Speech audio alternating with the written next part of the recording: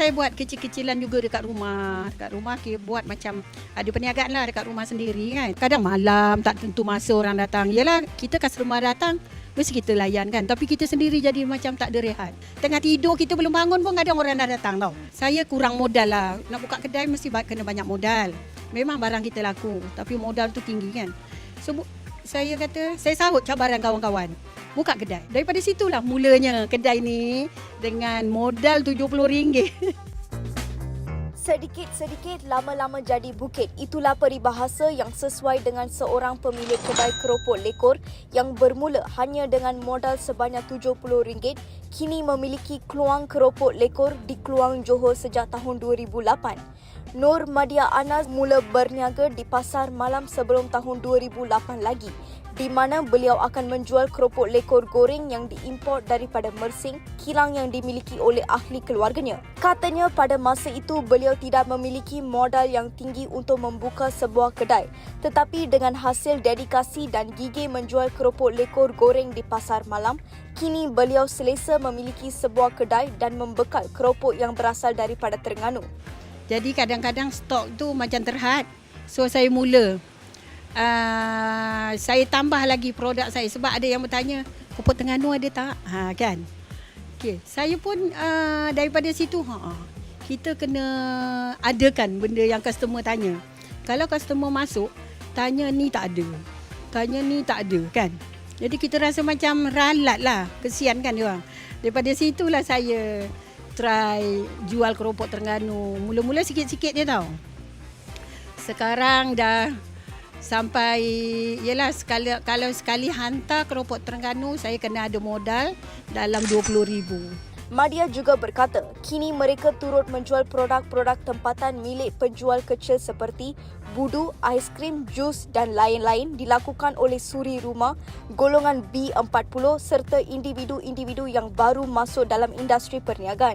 Daripada mula saya berniaga, saya hanya ada keropok lekor saja.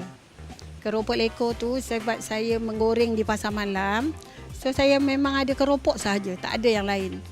Lepas itu bila saya tengok kedai ni ruang dia besar, saya cakap dengan anak-anak, kita ada potensi, kita masukkan keropok kering dan sos dia apa semua yang mana berkenaan dengan ikan. Maknanya macam keropok ikan, apa semua kerepek ada yang ikan juga kan, produk berasaskan ikan. Ada budu, sos keropok, serondeng daging dan serondeng ayam, serondeng ikan pun ada dan termasuklah juga pelbagai-bagai kerepek. Yang paling special kat kedai ni adalah otak-otak. Otak-otak daripada ikan tu. Daripada ikan dan juga pepes ayam. Lepas tu daripada keropok sampai keropok kering apa semua, saya terfikir pula sebab ruang ni kosong. Kosong tak kosong lah tapi produk yang sama. Saya ada rak banyak produk yang sama, keropok semua kan. Saya cakap dengan anak, tak boleh ni. Kita masuk freezer.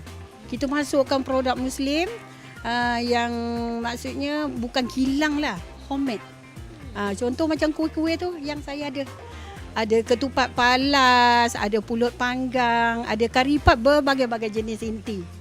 Karipat biasa dan karipat pusa. Itulah daripada situlah diorang pun fikir, diorang cakap, dia kata boleh tak hantar. Saya memang galakkan. Saya cakap kalau awak ada produk apa-apa, awak masuk hantarlah kedai saya.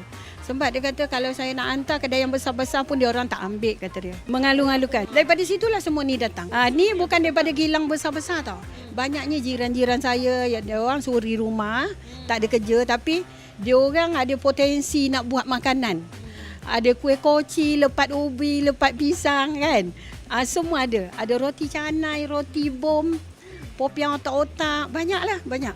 Warga emas itu berkata ingin memberi peluang kepada peniaga-peniaga yang baharu dan masih susah untuk menjana pendapatan disebabkan beliau sendiri pernah harungi situasi yang sama pada suatu masa dahulu. Tambahnya, kini kedai itu dikendalikan oleh anak-anaknya dan berasa bangga kerana dapat mewarisi perniagaan itu.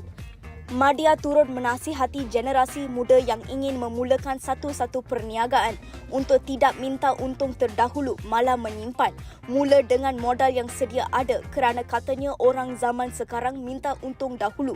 Kemudian mereka akan susah untuk bayar balik apatah lagi dalam bidang yang mempunyai gelombang tidak tentu. Saya itu sajalah. Kalau kita nak suruh orang ikut cara kita mungkin tak boleh.